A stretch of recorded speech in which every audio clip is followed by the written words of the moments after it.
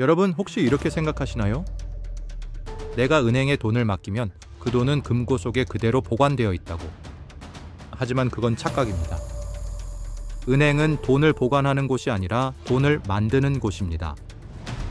우리가 맡긴 돈은 이미 누군가의 대출로 흘러가고 있죠.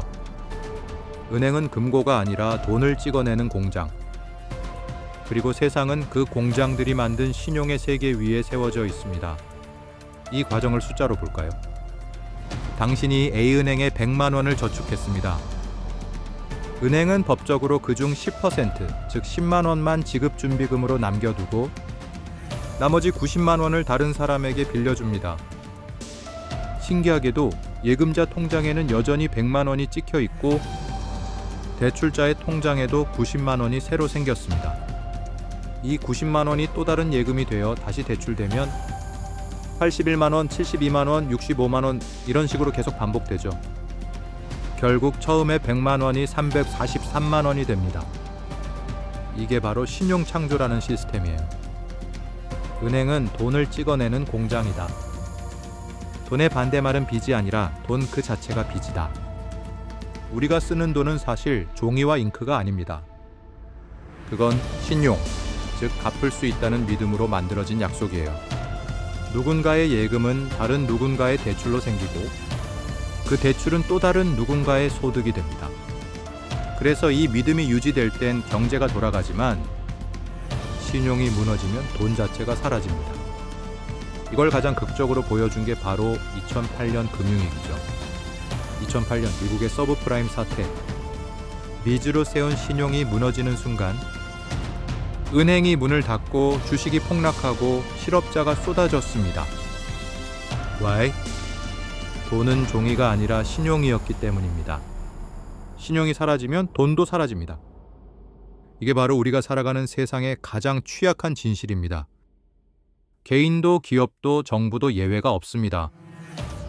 집을 사려면 대출, 기업은 투자금 조달, 정부는 국채를 발행하죠. 세상은 빚이라는 약속 위에 돌아갑니다. 그리고 그 빚은 또 다른 자산이 되고 그 자산이 다시 예금과 투자로 이어지죠. 즉 우리 모두는 빚으로 연결되어 있습니다. 현금의 세상이 아니라 신용으로 만든 세상 속에 살고 있는 겁니다. 은행은 왜 대출을 팔까요?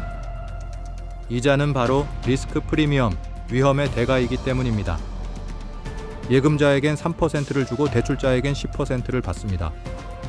은행은 그 차이로 이익을 남깁니다. 하지만 누군가 빚을 갚지 못하면 그 손실은 결국 다른 사람의 돈으로 메워집니다. 이게 바로 대손충당금, 그리고 신용 위험이 전이되는 구조입니다.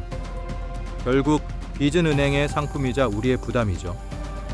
문제는 이 구조가 과열될 때입니다. 누구나 쉽게 빚을 지고 대출이 자산처럼 보이면 그건 바로 위기의 시작입니다. 2008년 금융위기처럼 신용이 부풀려진 세계는 한순간에 무너집니다. 그리고 그 잿더미 속에서 가장 먼저 사라지는 건 종이돈이 아니라 믿음입니다. 생각해보세요. 집을 살 때, 기업이 투자할 때, 정부가 예산을 편성할 때 모두 대출을 통해 움직입니다. 즉 세상은 빚으로 돌아갑니다. 개인, 기업, 정부 모두 신용이라는 보이지 않는 약속에 의존하죠. 그래서 지금의 우리는 현금의 세상이 아니라 빚의 세상 속에 살고 있습니다. 예전엔 돈을 모아라가 정답이었지만 이제는 돈이 어떻게 만들어지고 움직이는가를 알아야 합니다. 그걸 모르면 신용이 흔들릴 때 내 자산도 함께 무너집니다. 돈의 본질을 이해하는 건 단순한 경제 공부가 아닙니다. 내 돈을 지키는 생존 지식입니다. 이제 우리는 단순히 돈을 모으는 법이 아니라 돈이 어떻게 만들어지는가를 알아야 합니다. 은행이 돈을 찍어내고 신용이 돈을 지탱하고 빚이 세상을 움직이는 구조를 이해하지 못하면 그 구조가 흔들릴 때 내 자산도 함께 무너집니다. 돈의 본질을 이해하는 사람만이 위기 속에서 살아남습니다. 우리가 믿고 쓰는 이 돈은 결국 신용이라는 약속의 결과물입니다. 눈에 보이지 않지만 모든 거래와 부는 그 위에서 돌아갑니다. 그 믿음이 깨지는 순간 돈은 사라집니다. 그래서 진짜 금융 지식은 숫자가 아니라 신용의 흐름을 읽는 겁니다. 오늘 이 영상 도움이 되셨다면 구독, 좋아요 부탁드립니다.